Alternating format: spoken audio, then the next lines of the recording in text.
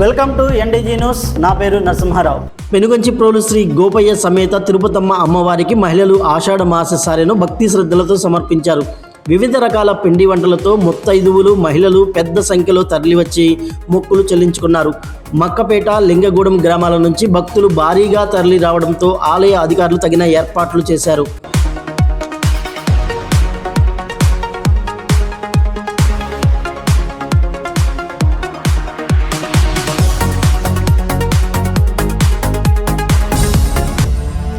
పెనుగంచిప్రోలు మండలం దుమ్మడిగురులో వరి నాట్లు వేస్తుండగా ఒక మహిళను విషపురుగు కాటు వేసింది. పాము కరిచి ఉంటుందనే అనుమానంతో కుటుంబ సభ్యులు వెంటనే ఆమెను పెనుగంచిప్రోలు ప్రభుత్వ ఆసుపత్రికి తరలించారు.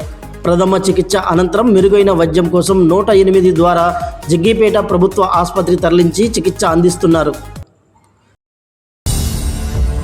నందిగమ రమణ కాలనీ సర్వీసు రోడ్డులో ద్విచక్ర వాహనాన్ని గుర్తు తెలియని వాహనం ఢీకొట్టడంతో ప్రమాదం జరిగింది. ఈ ప్రమాదంలో ఒక వ్యక్తి అక్కడికక్కడే మృతి చెందగా మరొకరికి తీవ్ర గాయాలయ్యాయి. స్థానికులు ఆటో సహాయంతో క్షతగాత్రులను నందిగమ ప్రభుత్వ ఆసుపత్రికి తరలించగా పోలీసులు దర్యాప్తు చేస్తున్నారు.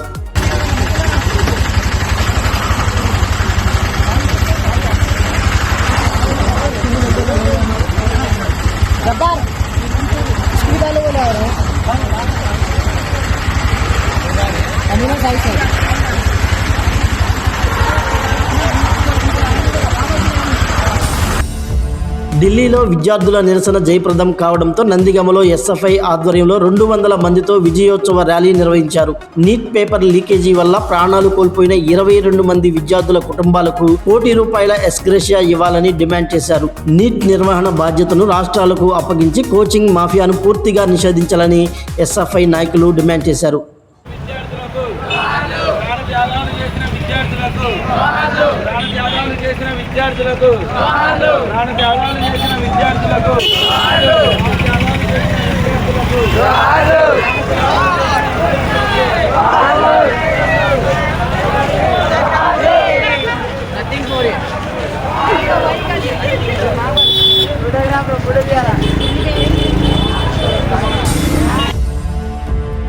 భారత మాజీ రాష్ట్రపతి డాక్టర్ ఏపీజే అబ్దుల్ కలాం వర్ధంతి సందర్భంగా జగ్గీపేట ఎన్టీఆర్ సర్కిల్ వద్ద తెదేపా నేతలు నివాళులర్పించారు. కలాం విగ్రహానికి పూలమాలలు వేసి భారత రక్షణ రంగాన్ని అగ్రగామిగా నిలిపిన గొప్ప శాస్త్రవేత్తగా ఆయనను కొనియాడారు. పీపుల్స్ ప్రెసిడెంట్గా నిలిచిన కలాం ఆశయాలను యువత ఆదర్శంగా తీసుకోవాలని కూటమి నాయకులు పిలుపునిచ్చారు.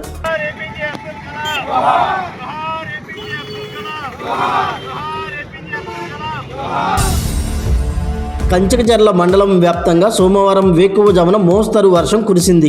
వర్షంతో గత కొన్ని రోజులుగా ఎండ ఉక్కపోతలతో ఇబ్బంది పడుతున్న స్థానికులకు ఊరట లభించింది. ఈ వర్షం ఎండిపోతున్న పంటలకు జీవం పోస్తుందని భావిస్తున్న రైతులు మరింత వర్షం కురవాలని ఆశిస్తున్నారు. రేపటి ఎన్డీజీ న్యూస్తో కలుద్దాం. నమస్కారం.